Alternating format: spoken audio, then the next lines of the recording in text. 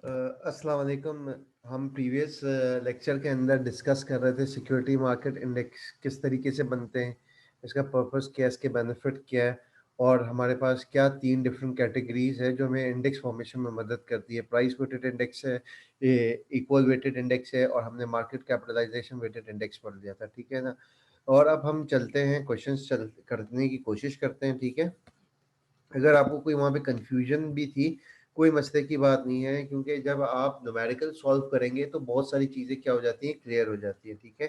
अच्छा, इसके साथ साथ मैंने जैसे आपको प्रीवियस में कहा था कि आपके पास तीन चीज़ें साथ होनी चाहिए। एक आपके पास नोटबुक होगी, कैलकुलेटर होना चाहिए और साथ साथ आपके पास पेन होनी चाहिए। अच्छा, स्टार्ट करते हैं हम क्वेश्चन नंबर 1 से। Use the information in the following table to answer question 1 2 through 3। ठीक है।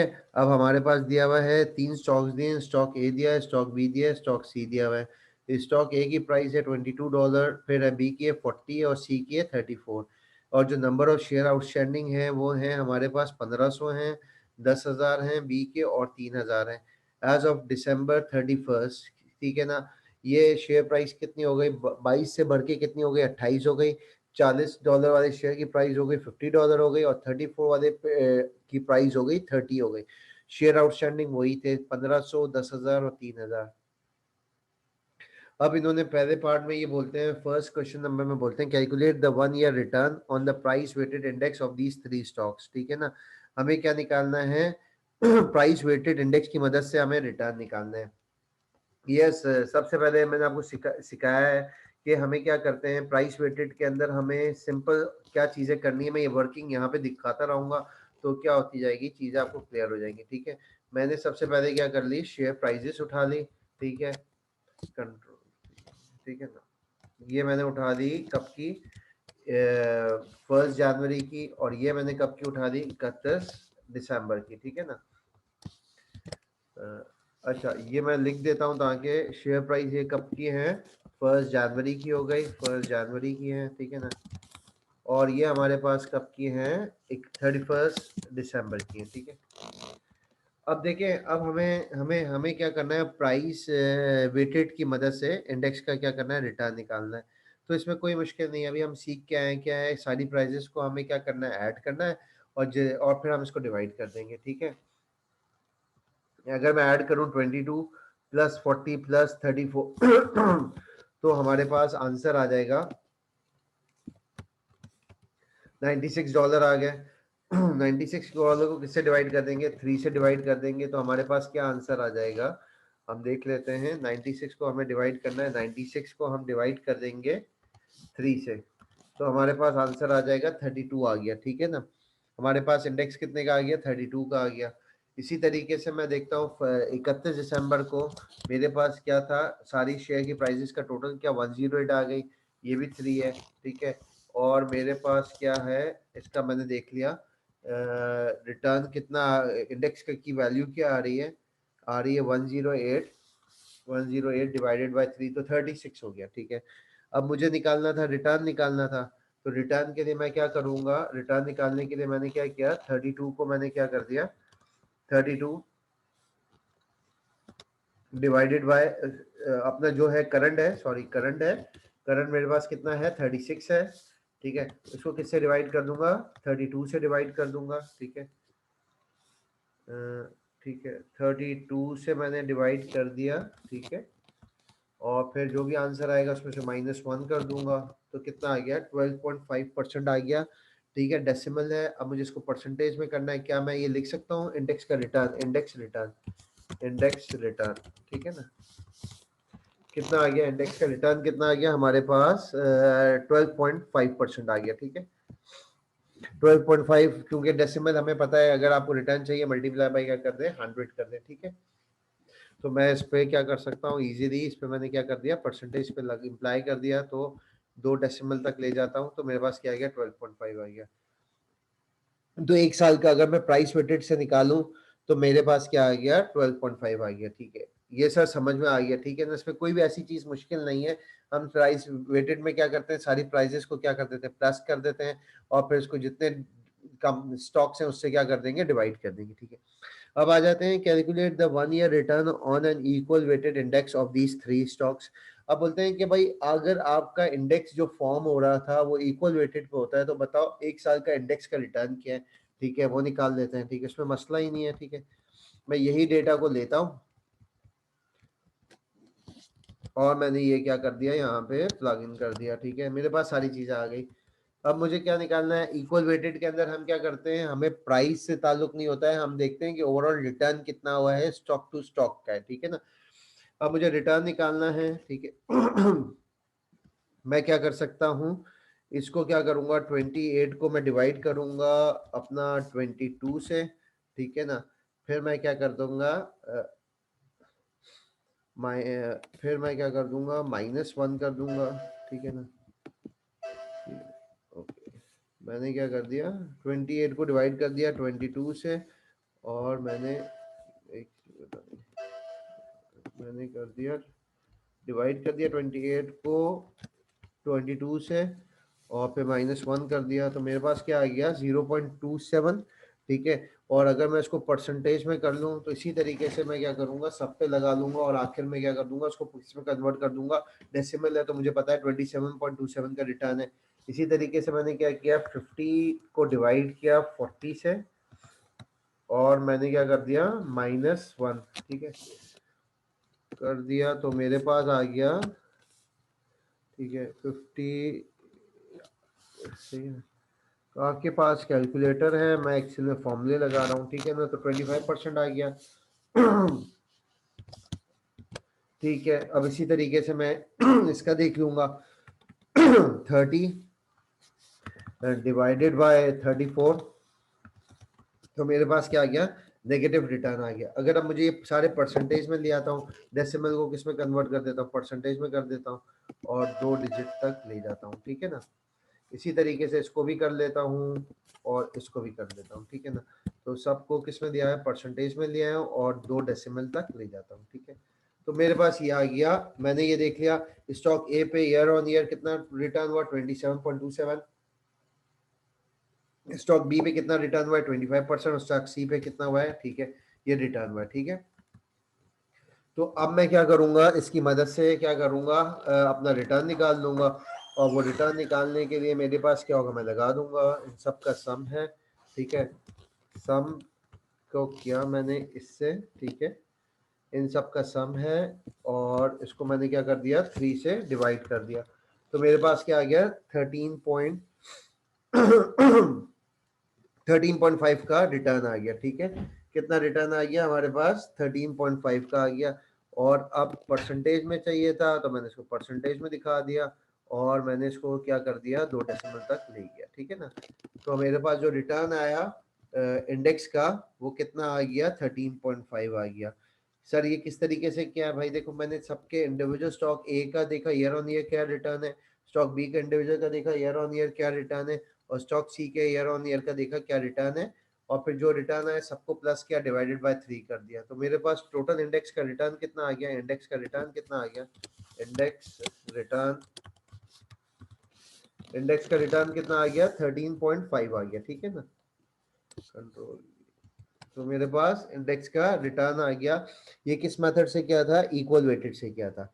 अब तीसरे पार्ट में हमें क्या बोलते हैं, calculate the year 1 year on market capitalisation weighted index of these 3 stocks. अब मुझे किसका निकालना है, अब इन तीनों का निकालना है, किसकी मदद से निकालना है, मार्केट कैपिटलाइजेशन की मदद से निकालना है। ठीक है, तो वो भी निकाल देते हैं, कोई मसला नहीं है। ठीक है, ये मैंने कौन सा क्या है क्वेश्चन नंबर, यहाँ पे मैं दिखा देता हूँ, मैंने क्या है क्वेश्चन नंबर 1 का सोल्यूशन किया है। यहाँ पे मैंने क्या चीज की है, क्वेश्चन नंबर इंसर्ट कर देता हूँ, एक सेकंड, ताकि आपके लिए थोड़ा सा आसानी हो जाएगी।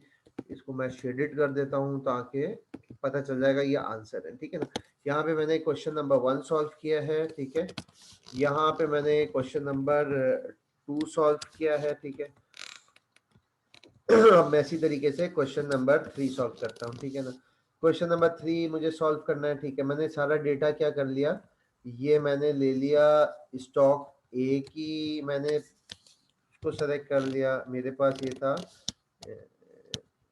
मेरे पास ये आ गया। ठीक है, स्टॉक्स आ गए, ठीक है। मैं इसको थोड़ा सा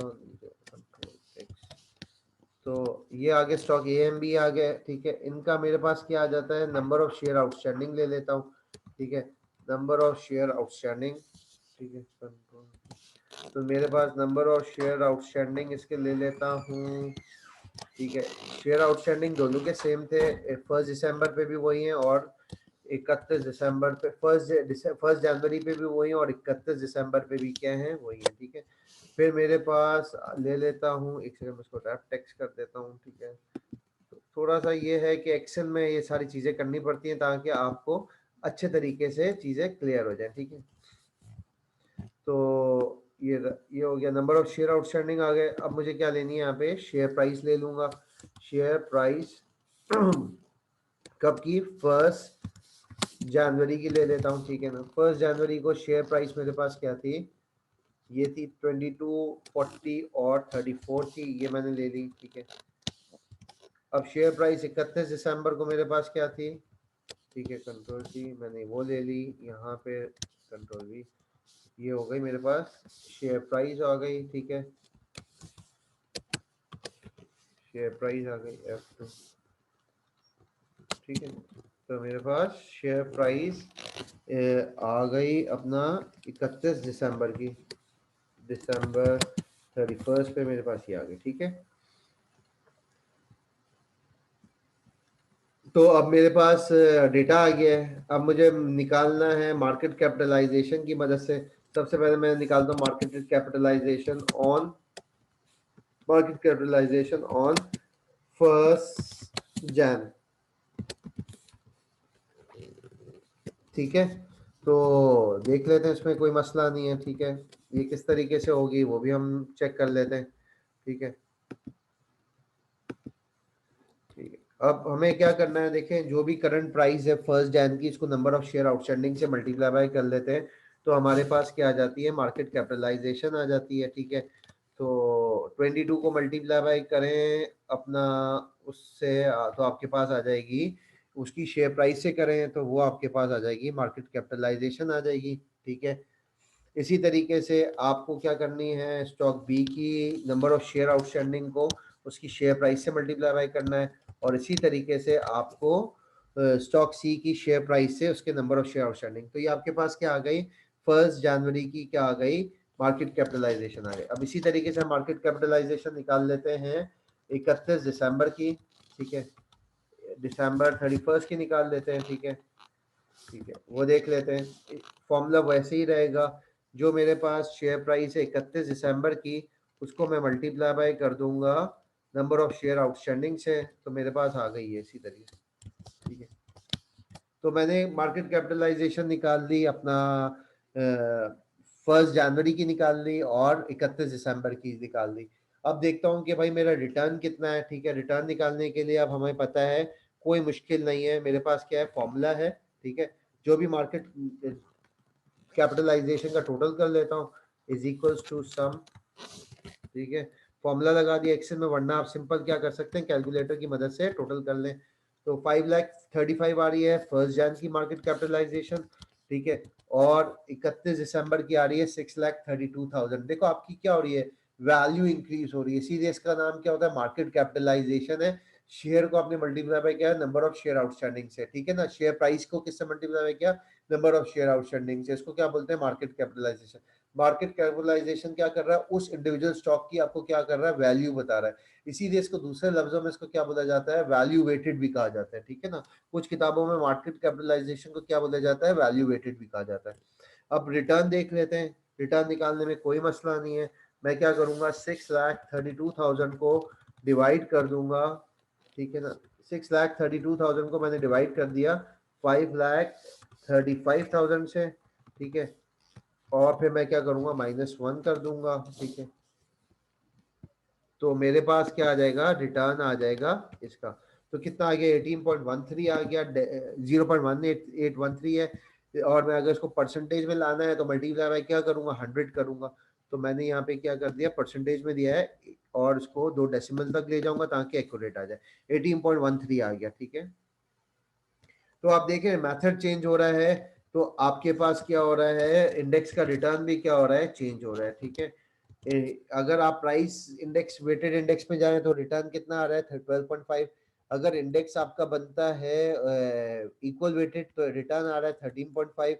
और अगर आपका मार्केट कैपिटलाइजेशन बढ़ता है तो इसके हिसाब से रिटर्न क्या आ रहा है आपके पास, जी रिटर्न क्या आ रहा है, 18.13। अब देखो 18.13 क्यों सबसे ज्यादा रहा है, देखो आपके पास जो स्टॉक था 40 से 50 हुआ, ठीक है ना, सबसे ज्यादा प्राइस इसकी है और मार्केट कैपिटलाइजेशन भी क्या है, इसकी है। जो हायर स्टॉक है और उसकी मार्केट कैपिटलाइजेशन भी ज्यादा है और वो बहुत तेजी से बढ़ रहा है, तो ओवरऑल रिटर्न भी क्या हो जाएंगे, बढ़ जाएंगे। अगर 22 रुपए वाला बढ़ता, ठीक है, और उसकी मार्केट कैपिटलाइजेशन क्या है, कम है, तो इम्पैक्ट इतना नहीं आता, ठीक है ना। बढ़ना कौन सा चाहिए, जिस जो हैवी वेटेड इंडेक्स हो, जिसकी मार्केट कैपिटलाइजेशन क्या हो, ज्यादा हो। अब आपको क्या करना है, देखिए केएससी के अंदर जिसकी कैपिटलाइजेशन ज्यादा है, जैसे ओजीडीसी है, इसके नंबर ऑफ शेयर आउटस्टैंडिंग क्या है, बहुत ज्यादा है, और इसकी प्राइस पर शेयर भी क्या है, 110 रुपए, और नंबर ऑफ शेयर्स भी क्या है इसके, बहुत ह्यूज क्वांटिटी में क्या है, आउटस्टैंडिंग है, तो उसकी मार्केट कैपिटलाइजेशन आती है, बहुत ज्यादा आती है, ठीक है ना। तो अगर वो मूव करता है, अगर वो उसका अपर लॉक लगता है, तो इंडेक्स का भी क्या होता है, ओवरऑल इंडेक्स भी क्या होता है, बहुत तेजी से बढ़ता है, ठीक है ना। और इसी तरीके से अगर मिचेल्स कंपनी है, ठीक है ना, मिचेल्स कंपनी की market number of share outstanding क्या है, बहुत कम है, बहुत ही कम है, ठीक है ना। उसकी प्राइस 200 रुपए है, लेकिन उसकी market capital number of share outstanding इतनी ही कम है कि अगर वो बढ़ भी जाता है तो इंडेक्स के ऊपर क्या होता है, कुछ कुछ इंपैक्ट नहीं आता है, ठीक है ना। तो इसीलिए जो हैवी वेटेड होगा, जिसके नंबर ऑफ शेयर आउटस्टैंडिंग ज्यादा है और उसकी शेयर प्राइस भी ज्यादा है, तो अगर वो मूव कर जाएगा तो इंडेक्स बहुत तेजी से अप हो जाएगा। यस, हमने क्वेश्चन नंबर 1 कर लिया, 2 कर लिया, 3 कर लिया। अब आगे चलते हैं, अगला सवाल देखते हैं। Calculate the equal weighted index value for three stocks described below, assuming an initial index value is 131। ठीक है, हमें इक्वल वेटेड इंडेक्स की वैल्यू निकालनी है, ठीक है ना। ये 3 स्टॉक्स हैं, इनकी करंट प्राइस दिया हुआ है, उसका इनिशियल इंडेक्स वैल्यू दी हुई है 131 दी हुई है, और बोल रहे हैं कि भाई आप क्या बता दो, calculate the equal weighted index for the 3 stocks, ठीक है ना। अभी हमें करंट इंडेक्स की वैल्यू बतानी है, ठीक है ना। हम निकाल लेते हैं, इसमें कोई मसले की बात नहीं है। इनिशियल प्राइस दी हुई है, करंट प्राइस दी हुई है, और इनिशियल इंडेक्स भी हमें दे दिया, ठीक है ना। तो वो हम निकाल लेते हैं। सबसे पहले करते हैं सवाल को, यहाँ पे मैं इसका डेटा को कॉपी कर लेता हूँ, क्योंकि क्या हो जाएगा, कैलकुलेशन क्या हो जाती है, आसान हो जाती है। अब मैं आ गया क्वेश्चन नंबर 4 की तरफ, करने की तरफ, ठीक है। क्वेश्चन नंबर 4, ठीक है। अब क्वेश्चन नंबर 4 में देखो हमारे पास क्या दी हुई है, कंपनी की स्टॉक प्राइजेस दी हुई हैं, ठीक है, इनिशियल प्राइस दी हुई है, और हमारे पास क्या दी हुई है, करंट प्राइस भी दी हुई है, ठीक है। अब इसकी मदद से मुझे क्या करना है, इसको सॉल्व करना है, ठीक है। अब मैं इसको सॉल्व कर लेता हूँ, ठीक है।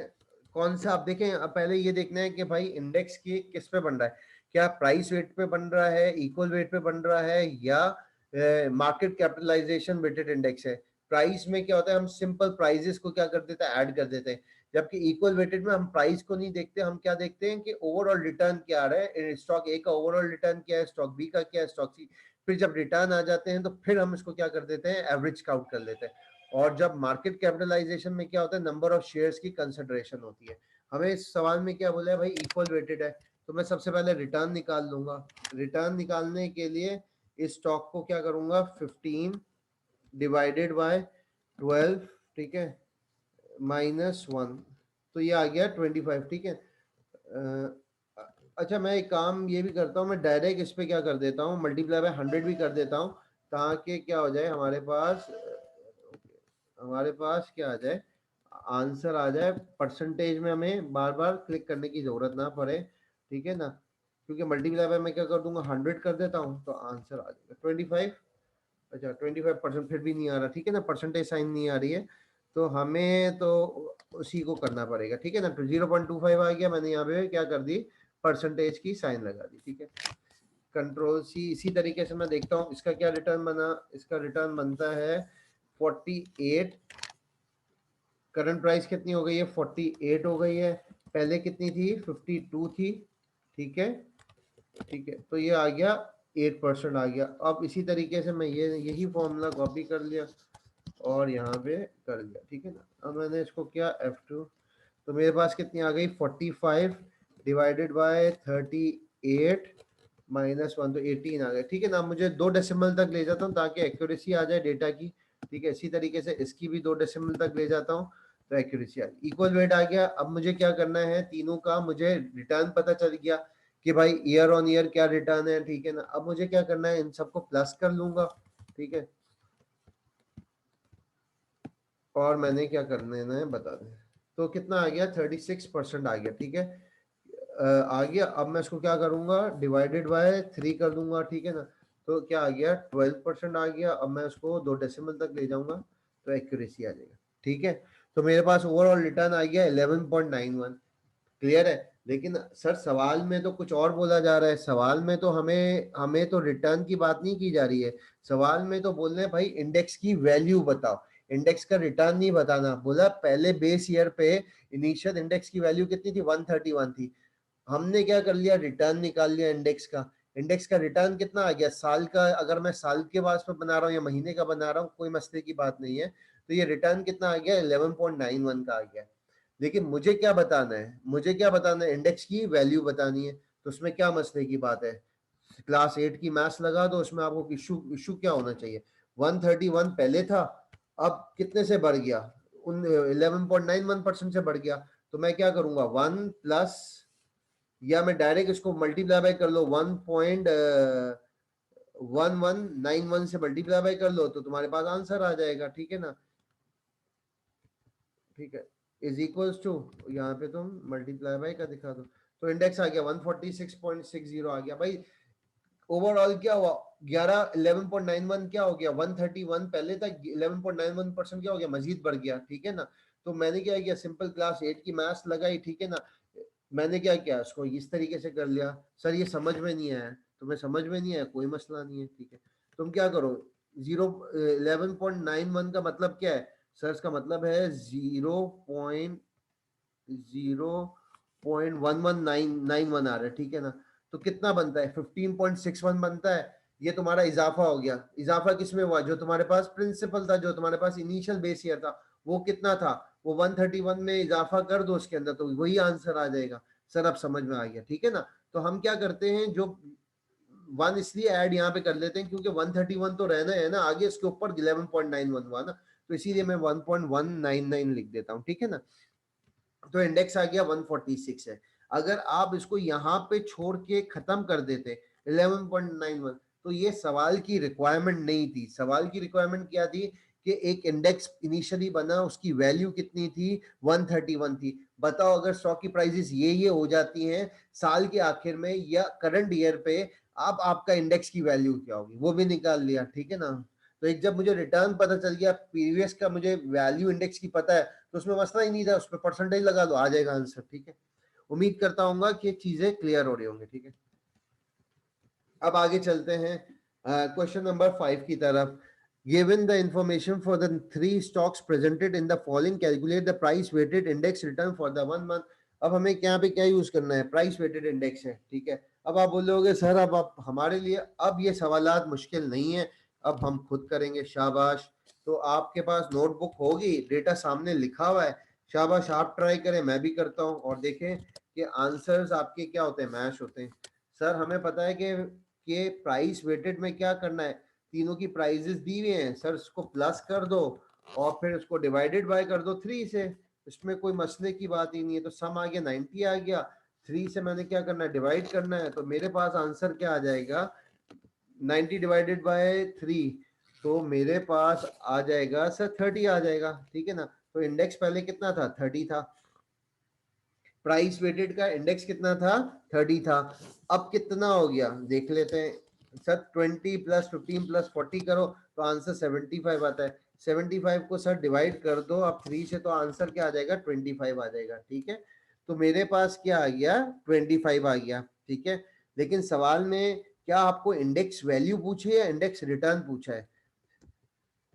सर सवाल में तो इंडेक्स रिटर्न की बात कर रहे हैं, यहाँ पे तो हम तो वैल्यू निकाल के बैठे। अगर सवाल में पूछा जाता कि आपकी इंडेक्स की वैल्यू क्या है, आप बोल देते मेरे इंडेक्स की वैल्यू 30 है और अब कितनी हो गई है 25 हो गई है, अब रिटर्न में इंडेक्स रिटर्न कितना है देखते हैं, इंडेक्स रिटर्न निकाल लेते हैं। सर ये हम प्रीवियस में करके बैठे, कोई मसला नहीं है सर। हम 25 को क्या करेंगे, डिवाइड कर देंगे 30 से, और माइनस क्या कर देंगे 1 से कर देंगे, ठीक है ना, ताकि हमारे पास क्या आ जाए, रिटर्न आ जाए, ठीक है। लेकिन रिटर्न क्या आ जाएगा आपके पास, नेगेटिव में आ जाएगा, ठीक है ना, ठीक है ना। F2 है -1 आ गया, ठीक है। तो मेरे पास आ गया 16.66 आ गया। सर रिटर्न तो परसेंटेज में होता है, तो मल्टीप्लाई बाय 100 कर लो, तो आपके पास कितना आ गया 17 आ गया। 2 डेसिमल तक लेके गया तो माइनस का आ गया 16.67, ठीक है। तो उसका मतलब है कि सर इंडेक्स, अभी तक आपने जितनी भी एग्जांपल्स कराई थी इसमें इंडेक्स की वैल्यू बढ़ रही थी। अगर इंडेक्स कम हो रहा है तो हम वो भी कर सकते हैं, क्योंकि जब शेयर की प्राइस कम होगी तो जाहिर सी बात है कि इंडेक्स की वैल्यू भी क्या होगी, प्रीवियस मंथ से क्या हो जाएगी, कम हो जाएगी, और रिटर्न भी क्या आ जाएगा, नेगेटिव आ जाएगा, ठीक है। क्लियर है? यस सर क्लियर हो गया, ठीक है। अब अगला सवाल करते हैं, ठीक है, अगला सवाल करते हैं ताकि आपको क्या हो, चीजें क्लियर होती जा रही। अगर आपने पहला लेक्चर सही तरीके से सुना होगा तो अब आपको कोई भी ऐसी डिफिकल्टी नहीं लग रही होगी, आपको बड़ी चीजें सिंपल लग रही होंगी, ठीक है ना। इसीलिए कहते हैं कि भाई practice make a man perfect, ठीक है। अब हमने क्वेश्चन नंबर 6 पे आते हैं। At a market close on day first, stock A has a price. Stock A has a price of $10, and stock B has a price of 20, and stock C has a price of a 90. If stock C split 2 for 1 effective on day 2, what is the new denominator for the index? Company uses, ठीक है ना, if the stocks, ठीक है ना।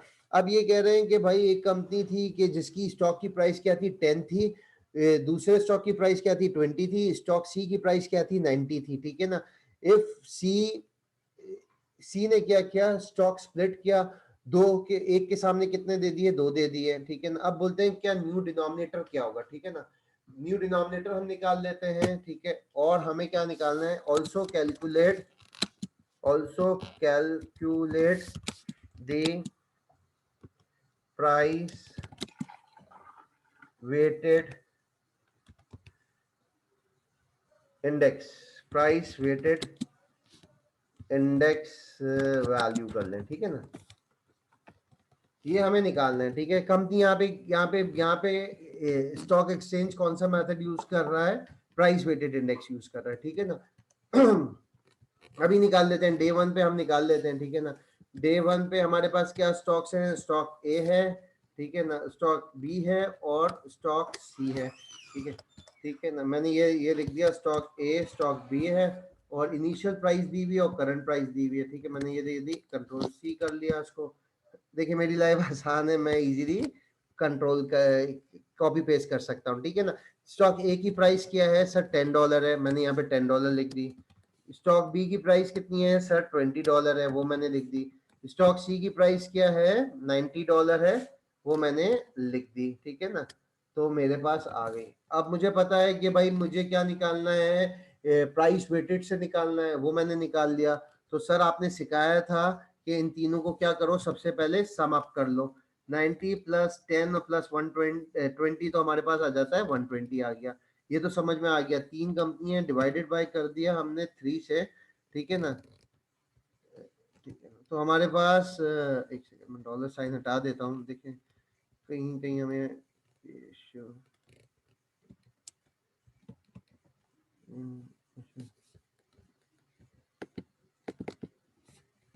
ये dollar sign क्यों आ रही है यहाँ पे। अच्छा मैं यहाँ पे एक सेकंड मैं यहाँ पे डॉलर साइन सबकी हटा देता हूँ। यहाँ पे आ गई $10। अच्छा ये डॉलर साइन क्यों उठा रहा है, F2 कर देता हूँ। चलें, तो मैंने क्या कर दिया, $120 आ गए, ठीक है ना। 10 पे स्टॉक ए की डॉलर है, $10 है, स्टॉक बी की प्राइस है $20 है, स्टॉक सी की प्राइस है $90 है, टोटल आ गए 120 आ गए। 3 से हमें डिवाइड करना है, तो मेरे पास आंसर आ जाएगा, कितना आ जाएगा, शाबाश, 120 को अगर हम 3 से डिवाइड करते हैं तो हमारे पास क्या आ जाता है, 40 आ जाता है। इसको करके देख लेते हैं, 120 डिवाइडेड बाय 3, तो 40 आ गया। अब प्राइस कितनी हो गई, अब प्राइस हो गई, ठीक है। अब देखते हैं कि अब प्राइस क्या हो गई, ठीक है। Stock C has a four, ठीक है। अब बोलते हैं कि कंपनी ने क्या किया है कि स्टॉक सी ने क्या कर दिया है, स्प्लिट कर दिया है, ठीक है। एक एक शेयर था जिसको बोला भाई एक शेयर वापस करो, हम आपको दे देंगे, 2 शेयर्स दे देंगे, ठीक है। Stock A as it is वही $10 है, stock B as it is $20 है। अब स्टॉक सी में क्या होगा, एक शेयर लेगा, 90 वाले शेयर दे लेगा और 45 वाले क्या करेगा, 2 शेयर दे देगा। तो अब शेयर की प्राइस क्या हो गई, 45 हो गई, ठीक है ना। अब हम इन तीनों को प्लस कर देंगे, ठीक है। तो मैंने कर दिया तो 75 आ गया। देखिए अब इंडेक्स की वैल्यू में क्या होगा, कोई भी फर्क नहीं आएगा, क्योंकि जिसके पास एक शेयर था अब इसको 2 शेयर मिल गए, तो ओवरऑल इकोनॉमिक वैल्यूज में क्या हुआ, कुछ भी चेंज नहीं है, तो इंडेक्स भी एज इट इज क्या रहेगा, 40 रहेगा। अब इस सवाल में आपसे बोलते हैं भाई क्या है इंडेक्स की वैल्यू, प्राइस वेटेड इंडेक्स की वैल्यू बता दो, वो बता दी। और बोलते हैं कि डिनोमिनेटर क्या होगा, क्योंकि हम क्या करते हैं 75 को कौन से नंबर, कौन से ऐसे डिनोमिनेटर से डिवाइड करेंगे कि आंसर हमारे पास क्या आ जाए, 40 आ जाए, ठीक है ना। तो अब आप मैथ्स के कर चुके हो, तो 75 डिवाइडेड बाय क्या करोगे, डी लिख दो, इज इक्वल्स टू क्या कर दो, 40 लिख दो। अब यहाँ पे डी डिवाइड हो रहा है, ऊपर जाके क्या हो जाएगा, मल्टीप्लाई बाय हो जाएगा, 40 वहां पे ऊपर हो रहा है, वहां पे जाके 75 से क्या हो जाएगा, डिवाइड हो जाएगा। तो आपके पास डी की वैल्यू आ जाएगी। कैसे किया, 75 को मैंने क्या कर दिया, डिवाइड कर दिया 40 से, क्योंकि मुझे आंसर क्या चाहिए, 40। तो डिनोमिनेटर आ गया 1.875। तो अब आपका डिनोमिनेटर क्या हो जाएगा, 1.87। स्प्लिट के अंदर ओवरऑल याद रखिएगा हमेशा, स्प्लिट के अंदर देखो अब एक बंदा है, एक बंदा, अब थोड़ा सोचो तो सही ना, एक बंदा है, अब उसके पास 90 के शेयर है, अब उसको बोला भाई तू 90 के वापस कर, मैं तेरे को 45 के दे दूंगा। तो भाई उसकी सेहत पे क्या फर्क पड़ रहा है, उसके पास वही 45 के दो आ रहे, 90 आ रहे हैं ना, तो उसके ऊपर फर्क नहीं आ रहा। तो इसी तरीके से इंडेक्स की भी वैल्यू पे कोई फर्क नहीं आना है, स्टॉक स्प्लिट से इंडेक्स की वैल्यू पे फर्क नहीं आना है, लेकिन डिनोमिनेटर पे अब जो मुझे टोटल वैल्यू को, जो मेरे पास सम आ रहे सारे स्टॉक्स को, अब मुझे उसको डिवाइड करना है, उसको जिससे डिवाइड करना है, अब मुझे उसकी वैल्यू निकालनी पड़ेगी। अब मैं 3 से डिवाइड नहीं कर सकता हूं, क्योंकि मेरे पास स्टॉक स्प्लिट हो गया है। अब स्टॉक स्प्लिट हो गया है, तो वो किस तरीके से निकालते हैं, 75 को मैं क्या करूंगा, मैं सिंपल मैथमेटिक्स फॉलो करूंगा। देखो ये इस तरीके से होगी, मैं यहाँ पे वर्किंग करके बताता हूँ। 75 divided by D is equals to 40, इस तरीके से इक्वेशन बन जाएगी। आपके पास क्या, मैं थोड़ा सा यहाँ पे दिखा देता हूँ ताकि आपको, ठीक है ना, इस तरीके से इक्वेशन बन गई है। डी 75 यहाँ पे 40 यहाँ पे आ रहा है, तो 40 क्या हो जाएगा, 75 से क्या हो जाएगा, 40 डिवाइड हो जाएगा, डी डिवाइड हो रहा है, ऊपर जाके क्या हो जाएगा, मल्टीप्लाई बाय हो जाएगा। तो आंसर क्या आ जाएगा, 1.85 आ जाएगा, ठीक है। उम्मीद करता हूँ ये आपको क्लियर हो चुका है, क्योंकि मैं पहले भी आपको समझाया हुआ था स्टॉक स्प्लिट का। अब आगे चलते हैं, क्वेश्चन नंबर 7 देखते हैं, ठीक है। Question number 7, total market value of the index portfolio on December 31st and January 31st are 80 million, ठीक है ना, and 95 million respectively, ठीक है ना, दोनों की दी हुई है। The index value at the end of January, the index value at the end of, also calculate the market capitalization weighted index percentage, calculate the index value at the end. अच्छा यहाँ पे एक चीज कैलकुलेट होगा शायद, calculate the index value at the end of the January and also calculate the market capitalisation weighted index percentage return. अब ये बोलते हैं कि भाई अब तुम क्या करो, हमें एक मार्केट पोर्टफोलियो है, ठीक है, जो भी इंडेक्स में बनाया था उसका मार्केट पोर्टफोलियो निकाला, सारे स्टॉक्स को प्लस किया, तो 80 था 31 दिसंबर को, और एक महीने के बाद कितना वो मार्केट पोर्टफोलियो कितना हो गया, 95 हो गया।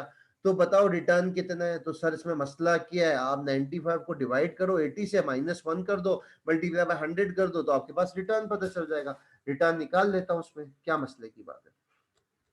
यहाँ पे क्या मैंने 95 को is equals to 95 divided by 80, ठीक है, फिर हम क्या करेंगे सर, -1 कर दो, तो आपके पास रिटर्न आ जाएगा, और मल्टीप्लाई बाय 100 कर दो अगर आपको परसेंटेज में चाहिए, ठीक है ना। मैंने यहाँ पे क्या कर दिया, परसेंटेज का साइन लगाया और 2 डेसिमल तक ले गया, तो 18.75 आ गया। सर ये तो समझ में आ गया, लेकिन सर ये आगे क्या बोलता है, आगे ये बोलता है कि भाई calculate the market capitalisation weighted index percentage return, तो मैंने बता दिया, ठीक है ना। अब ये आपको क्या अगला क्या बोलता है, अगला आपसे ये बोलता है कि भाई आप इसका क्या करो, इसकी वैल्यू भी बता दो, ठीक है ना। अब क्या करना है, हमें क्या करना है, इसकी वैल्यू बतानी है, ठीक है ना।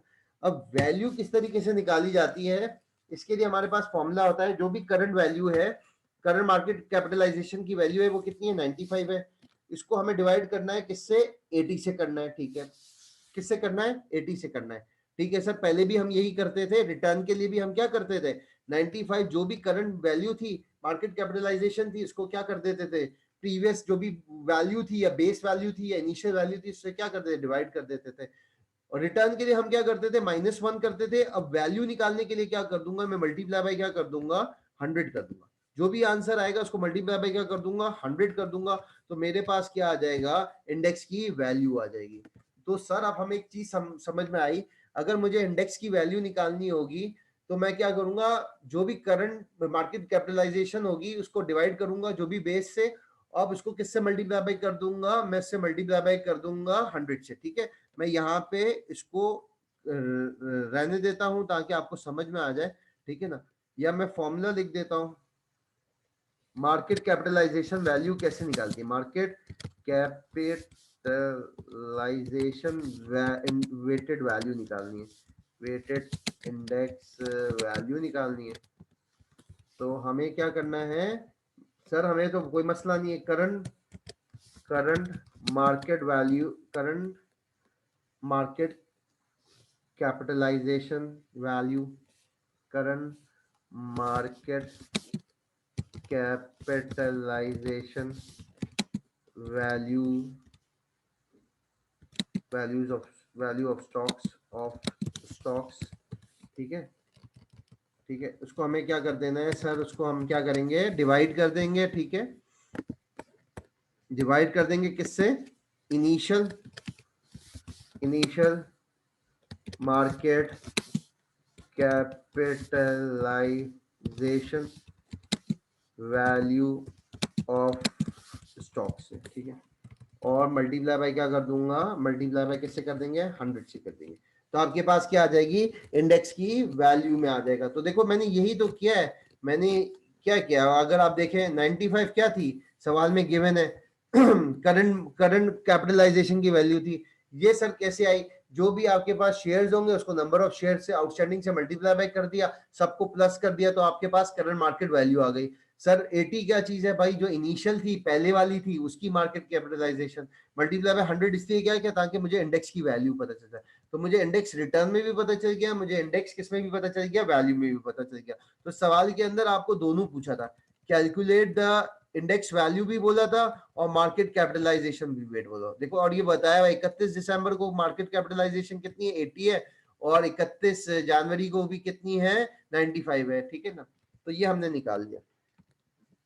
तो अब हमें सब निकालने आ गया, प्राइस वेट से भी निकालने आ गया है, हमें इक्वल वेटेड से भी निकालने आ गया है, और हमें किससे निकालने आ गया, मार्केट कैपिटलाइजेशन वेटेड इंडेक्स से भी निकलने आ गया। मैं इंडेक्स की वैल्यू भी बता सकता हूं, मैं इंडेक्स का रिटर्न भी बता सकता हूं, ठीक है। आखिरी सवाल करते हैं हैंड आउट का, ये बहुत मजेदार सवाल है जो आपके कॉन्सेप्ट को मजीद क्या करेगा, ग्रिप करेगा।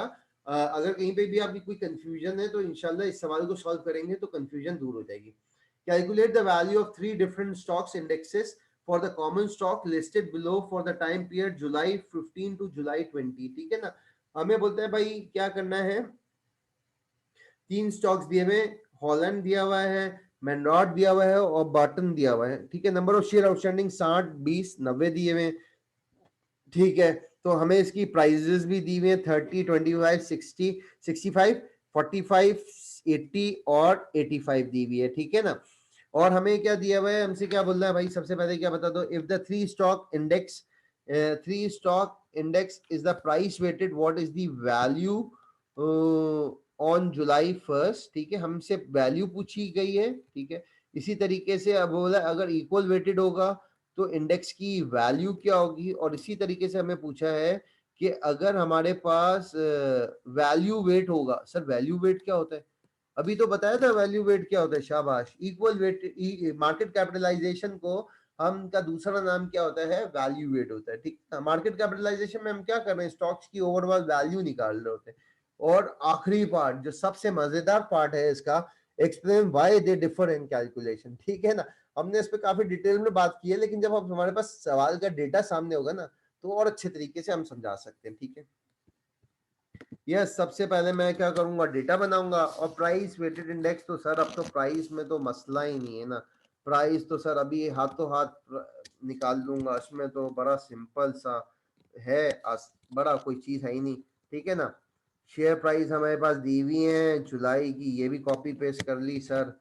और मैं जो सीधा सीधा क्या कर देना, फॉर्मूला लगा दूंगा, ठीक है ना। तो फॉर्मूला लगा देते हैं भाई, 25 और 60 को हम आपस में ऐड करते हैं, ठीक है। तो ये हमारे पास आ जाता है 120 आ गया। और इसकी शेयर की प्राइस कितनी बढ़ गई, 120 से बढ़ गई 210 हो गई, ठीक है ना। प्राइजेस पहले क्या थी, इसके अंदर तीन इंडेक्स के अंदर ये तीन कंपनियां थी, 120 की थी, अब प्राइस बढ़ के कितनी हो गई, 210 हो गई, ठीक है। तो अब मैं इसको वो कर लेता हूँ, वैल्यू निकाल लेता हूँ इंडेक्स की, सर इसमें मसला ही नहीं है। 120 को डिवाइड कर दो 3 से, तो इंडेक्स कितना था, पहले 40 था, अब सर इंडेक्स हो गया 210 को डिवाइड कर दो 30 से 3 से, तो इंडेक्स हो गया 70 से हो गया, ठीक है। ये समझ में आ गया, ठीक है। हमें वैल्यू बोली थी, हमने वैल्यू निकाल दी, ठीक है ना। ठीक है, अब देखिए आखिरी पार्ट है ना, वो एक्सप्लेनेशन मांग रहा है, why they differ in calculation. अगर आप रिटर्न रिटर्न सामने रख दोगे ना, तो आप बता सकते हो कि चीजें क्या है, मांगा नहीं है, लेकिन हम क्या करेंगे, निकालेंगे, ताकि आपकी अंडरस्टैंडिंग के लिए अच्छे तरीके से हो जाएगा कि भाई क्या है रिटर्न। और रिटर्न निकालने में भी कोई मसला नहीं है, रॉकेट साइंस नहीं है। रिटर्न तो सर हम क्लास 8 से लेके आ रहे हैं, क्या मसला है। आपका जो 70 है उसको डिवाइड कर दो ना सर 40 से, ठीक है, और -1 कर दो, उसमें क्या मसला है, तो रिटर्न आ जाएगा, ठीक है ना। तो मैं देखना चाहता हूँ इंडेक्स ने कितना रिटर्न दिया, तुम देखना नहीं चाहोगे कि 5 साल में रिटर्न कितना दिया है, ठीक है सर, देखना चाहूंगा। तो रिटर्न हमारे पास कितना आ गया 75, ठीक है। अब मैं इसको परसेंट 0.75 आ गया, परसेंटेज में कर दिया 75 कर दिया, 2 डेसिमल।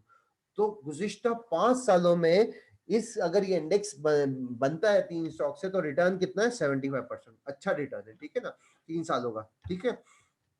अब आ जाते हैं, ये रिटर्न मैंने किस पे निकाला था, प्राइस पे निकाला था, इसका मैंने ए पार्ट कर लिया, ठीक है ना। जीरो क्वेश्चन नंबर 8 का मैं लिख देता हूँ, ए कर लिया मैंने यहाँ पे। अब मैं क्या करूंगा, इसका बी पार्ट करूंगा, ठीक है। बी पार्ट भी बड़ा आसान है, बी पार्ट भी सर आप बोल रहे हो, ठीक है ना। बी पार्ट सर अब हम कर लेंगे, इसमें कोई भी मुश्किल नहीं है। इक्वल वेटेड तो सर बड़ा आसान है, हम इंडिविजुअल का क्या करते हैं, इंडिविजुअल स्टॉक का रिटर्न निकालते हैं और इसको सॉल्व कर लेंगे, ठीक है ना। तो कर लेते हैं। और रिटर्न निकालना सर हमें आता है, 45 को आप डिवाइड कर दो 30 से, ठीक है, और आप क्या करो, -1 कर लो, इसमें मसला ही नहीं है, ठीक है। 45 को आप डिवाइड कर दो 30 से और -1 कर लो, ठीक है ना। 45 डिवाइड बाई 30 ये हो गया। इसी तरीके से मैंने क्या किया, बाकियों की भी कैलकुलेशन कर ली, ठीक है। आपके पास क्या होगा, शाबाश, आपके पास होगा कैलकुलेटर होगा, आपकी के लिए क्या हो जाएगी, चीज़ें आसान हो जाएंगी। 80 डिवाइडेड बाय 25 -1, तो ये आ गया। और इसी तरीके से 85 डिवाइडेड बाय 65 -1। अब मुझे क्या चाहिए, परसेंटेज में चाहिए, ठीक है ना। तो मैं क्या करूंगा, इसको मल्टीप्लाई बाय 100 कर दूंगा, ठीक है। देखिए मेरे पास एक्सेल के अंदर क्या है, परसेंटेज का साइन है, मैंने ये ले लिया। इसी तरीके से मैंने सब पे लगा देता हूँ, ठीक है ना। परसेंटेज लगा दी तो आंसर्स मेरे पास आ जाएंगे परसेंटेज में, और 2 डेसिमल तक ले गया, ठीक है। तो सर मेरे पास ये आ गया। अब मुझे निकालना है अपना रिटर्न निकालना है, वो निकाल लेता हूँ। तो मेरे पास रिटर्न आ गया इज इक्वल्स टू, सम कर लें सर, मैंने कर लिया। और क्या कर लें, इसको डिवाइडेड बाय क्या कर लें, डिवाइडेड बाय कर लें 3 से, तो आपके पास आ गया रिटर्न आ गया, ठीक है। अब इसको परसेंटेज में कन्वर्ट कर दें, मल्टीप्लाई 100 कर दें, और 2 डेसिमल तक दिखा दूंगा, ठीक है ना। 2 डेसिमल तक दिखा दूंगा, तो हमारे पास क्या आ गया, 100.26% आ गया सर। सर ये भी समझ में आ गया, ठीक है।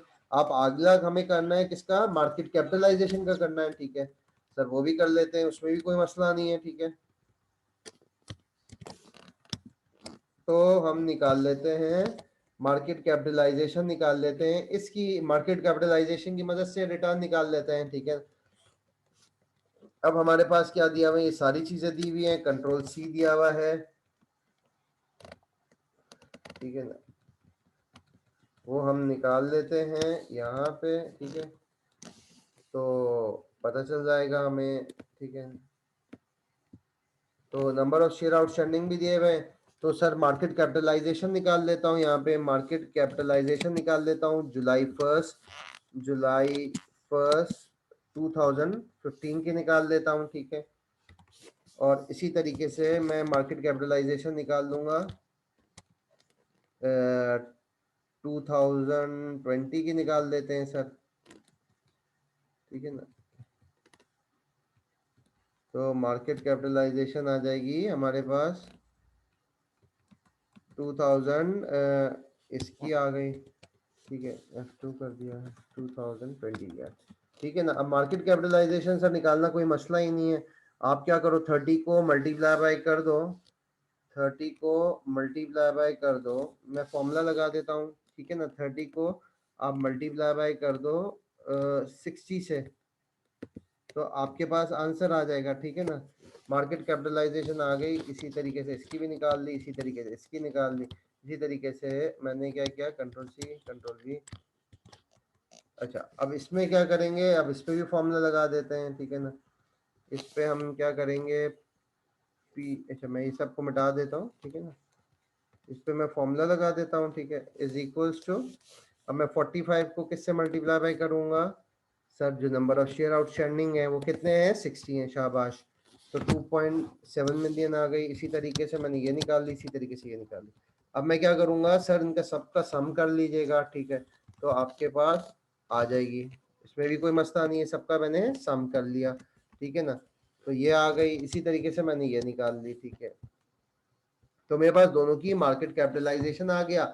अब मैं रिटर्न निकाल लेता हूँ। ठीक है, अगर मैं मुझे मार्केट कैपिटलाइजेशन वेटेड इंडेक्स की वैल्यू निकालनी है, वो निकाल के बता देता हूँ। मार्केट कैपिटलाइजेशन इंडेक्स वैल्यू, ठीक है, वैल्यू निकालनी है तो क्या है, मैंने आपको समझाया था फॉर्मूला क्या है, आपके सामने ना करंट करंट मार्केट कैपिटलाइजेशन कितनी है, आप वो लिखेंगे, कितनी है, 11,950 कॉमा, ठीक है, डिवाइडेड बाय 8,15,000, ठीक है, इनटू 100 कर दीजिएगा। ठीक, तो आपके पास आ जाएगी मार्केट कैपिटलाइजेशन की वैल्यू आ जाएगी इंडेक्स की, और फिर हम रिटर्न भी निकाल देंगे। ठीक है ना, तो ये हमारे पास फॉर्मूला लगा दिया है, मैंने यहाँ पे वर्किंग छोड़ दी है, और मैं यहाँ पे क्या करूंगा, इस पे इज इक्वल्स टू की साइन लगा दूंगा, तो मेरे पास वैल्यू आ जाएगी। ऊपर आपके पास इसलिए छोड़ा है ताकि आपको पता चल सके ये मैंने कैसे निकाला है। तो मेरे पास वैल्यू आ गई। अच्छा, इसमें ओके, ठीक है ना, तो मुझे इसमें से आपके ये हटाने पड़ेंगे ताकि एग्जैक्ट फॉर्मूला लग जाए। ठीक है ना, तो मेरे पास आ गया 146.66 आ गया। ठीक है ना, ठीक है, अब मुझे क्या करना है, यस क्लियर है सबको, और रिटर्न निकालना है। तो सर रिटर्न निकालने का क्या मसले की बात है सर, इसमें तो कोई मसला ही नहीं है ना, अब तो रिटर्न निकालना, अब तो हमें बहुत आसानी हो गई है। तो हम क्या करते हैं, कंट्रोल सी किया, -1 कर देते हैं सर ना। ठीक है ना, मैंने वो करंट की क्या किया, करंट को हम क्या करते हैं, करंट मार्केट कैपिटलाइजेशन को क्या किया हमने, डिवाइड किया बेस से, -1 कर दो, तो आपके पास क्या आ जाएगी, मार्केट कैपिटलाइजेशन वैल्यू का रिटर्न आ जाएगा। ठीक है ना, मार्केट कैपिटलाइजेशन इंडेक्स की रिटर्न आ जाएगा, इज इक्वल्स टू कर देता हूँ। ठीक है ना, अच्छा ओके, तो मैं सारे यहाँ से अपना हटा देता हूँ ताकि फॉर्मूला एक्सेल उठा ले। ठीक है ना, तो ठीक है ओके,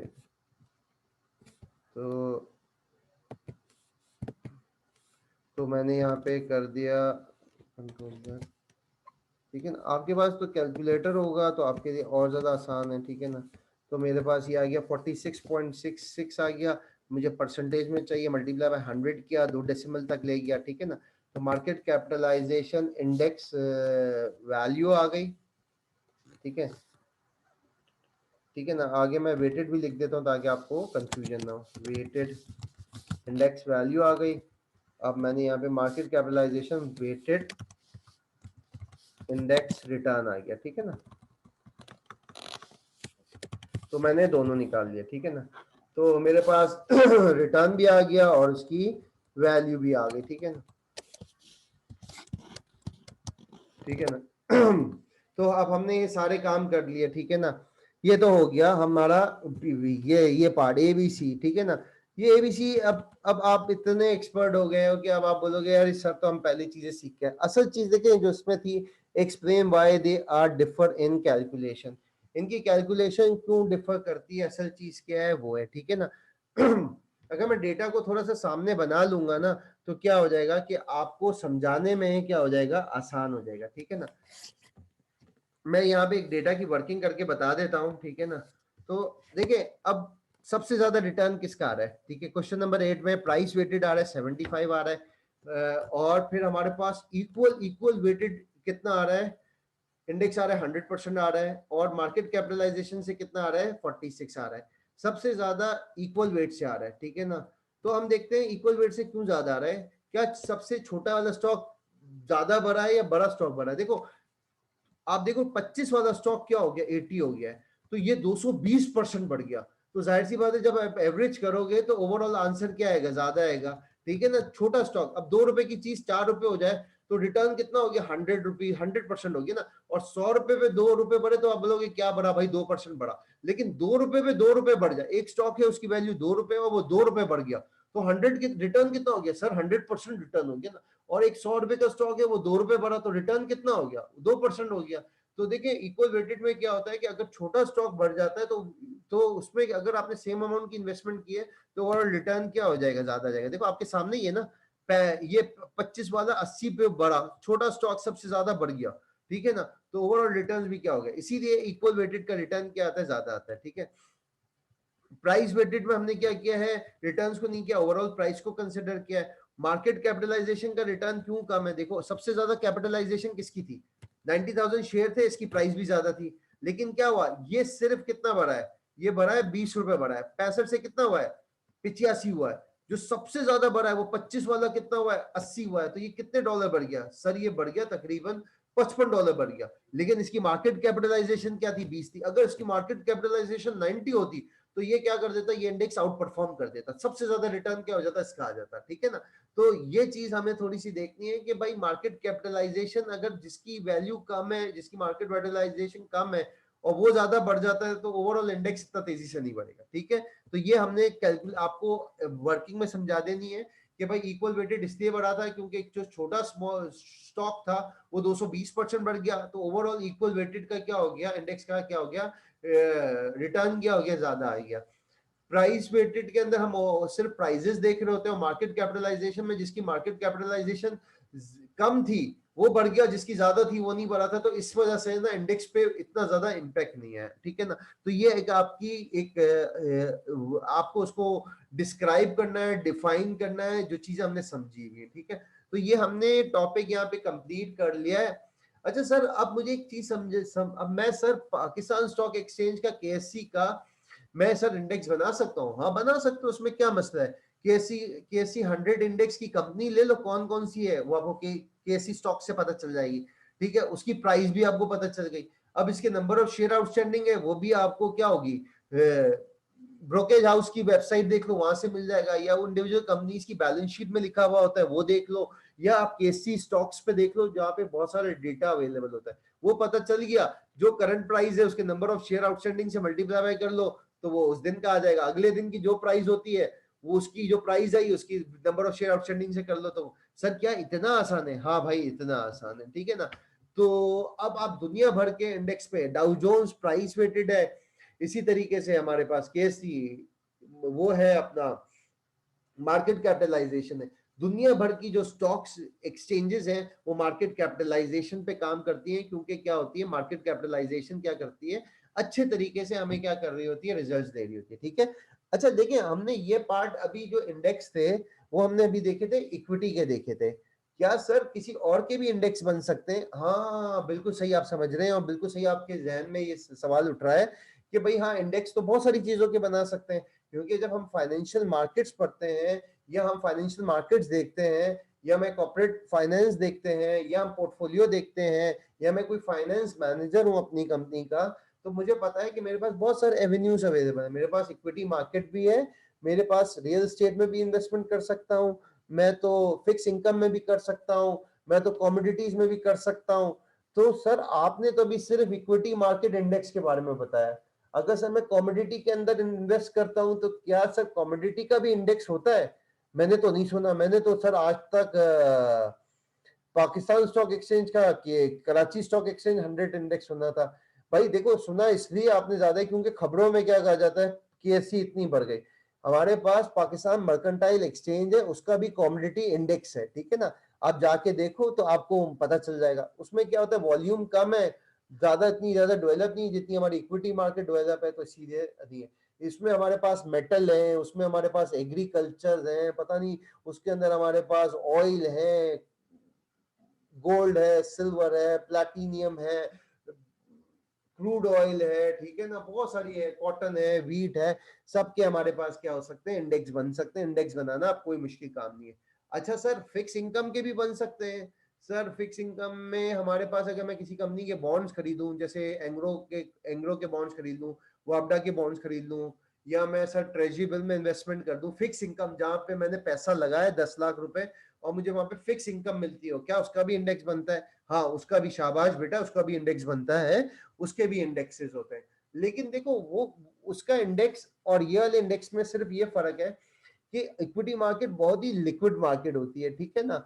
और जहां तक बात है फिक्स इनकम, तो फिक्स इनकम हमारे पास बहुत बड़ी है, लेकिन इतनी ज्यादा हमारे हमारे कंट्री के अंदर इतनी डेवलप नहीं हुई। अगर आप देखें यूएस में देखें, आप देखें उधर जापान में देखें, अगर आप उसको वहां पे देखें, लंदन में देखें, बहुत ज्यादा डेवलप हो चुकी है। उनके पास सैकड़ों फिक्स इनकम होती है, कॉर्पोरेट में फिक्स बॉन्ड्स होते हैं, इनके पास फिक्स इनकम होती है। इसी तरीके से टी बिल्स होते हैं और बहुत सारे एवेन्यूज होते हैं जहां पे क्या हो रही होती है, फिक्स इनकम आ रही होती है, ठीक है ना। तो उसके भी हम लोग क्या कर सकते हैं, इंडेक्स बना सकते हैं, ठीक है ना। और सर इसके अलावा भी बन सकते हैं, हाँ बन सकते हैं, उसके अलावा किससे सर, रियल स्टेट में भी बन सकते हैं, ठीक है ना। सर रियल स्टेट का इंडेक्स मैंने तो आज तक नहीं सुना। देखो हमारे यहाँ इतनी ज्यादा डेवलप मार्केट नहीं हुई है, लेकिन हमारे यहाँ एक कंपनी है, डॉलमेन रीट के नाम से है, डॉलमेन सिटी रीट के नाम से है, जो आरिफ हबीब साहब का प्रोजेक्ट था।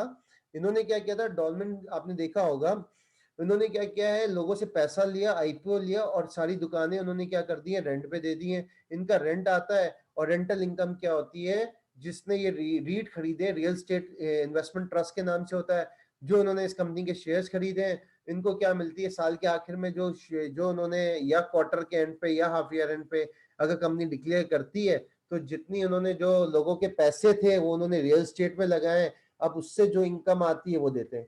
तो सर मैं अगर डॉल्मेन सिटी का रीट खरीद लूं तो उसका मतलब है मैंने रियल स्टेट में इन्वेस्टमेंट किया है। हाँ बिल्कुल, आपने बिल्कुल सही समझा। तो सर ये शरई पॉइंट ऑफ व्यू से सही है, बिल्कुल सही है भाई। लोगों का पैसा इन्होंने क्या किया, आरिफ हबीब साहब ने उससे एक रीट बनाई, रियल स्टेट इन्वेस्टमेंट ट्रस्ट बनाया, ठीक है ना। और उन्होंने वो पैसा क्या कर दिया, डोमिन सिटी के अंदर इन्वेस्टमेंट कर दिया। अब इसके अंदर क्या है कि उन्होंने किराए पे दुकानें दी हुई हैं, अब जो जिसका किराया आता है वो देते रहते हैं आपको, ठीक है ना। तो ये बिल्कुल सही है। आपकी इन्वेस्टमेंट क्या होती है रियल एस्टेट में? तो सर अगर मैं शेयर्स ना खरीदूं, मैं दूसरी प्रॉपर्टी खरीदूं, देखो दूसरी प्रॉपर्टी खरीद लेते हैं, उसका नुकसान क्या है कि वो लिक्विड नहीं है। इसमें क्या होता है, ये आपके पास डोमिन सिटी रीट के शेयर्स हैं, जब चाहो आप बेच दो, जब चाहो आप ले दो। तो सर हमारे पास कोई और भी है? अभी तक तो एक आया, डोमिन सिटी आया, ठीक है ना। अभी तक कोई दूसरा आया नहीं, अगर आएगा तो आप देख लीजिएगा आईपीओ, और ये एक अच्छी इन्वेस्टमेंट है, ठीक है ना। आपको वो एक रिटर्न्स होते हैं, अच्छे रिटर्न्स है, रीजनेबल रिटर्न्स है। कम से कम बैंक में पैसा होता है, उसमें सूद मिलता है, इसमें आपके पास एक प्रॉपर तरीके से एक हलाल इनकम आ रही होती है। आप रियल एस्टेट में इन्वेस्टमेंट कर रहे हैं, पीछे आपका एसेट है, उस पर आप किराया ले रहे हो, उसमें क्या, उसमें कोई मजाक का कौन सी गलत बात है, ठीक है ना। तो ये सारी चीजें होती हैं, ठीक है ना। और बहुत सारे हमारे पास फंड्स होते हैं, ठीक है ना, हमारे पास हेज फंड का भी इंडेक्स बन जाता है, ठीक है ना। और सारी चीजें दूसरी भी हैं, ठीक है ना। तो जब मेन होता है ना, वो था इक्विटी मार्केट के इंडेक्स के, सिक्योरिटी मार्केट के, वो हमने डिस्कस कर लिया है। उम्मीद करता हूँ कि भाई आप इसको जाएंगे, थोड़ा सा पढ़ेंगे, समझेंगे, लेके बैठेंगे, तो उम्मीद करता हूँ कि इस टॉपिक में अब आपको मुश्किल नहीं होगी। और मैंने आपको बेतहाशा क्वेश्चंस भी करा दिए हैं इसके अंदर, तो आप प्रैक्टिस करेंगे तो सारी चीजें क्लियर हो जाएंगी। ठीक है, अल्लाह हाफिज।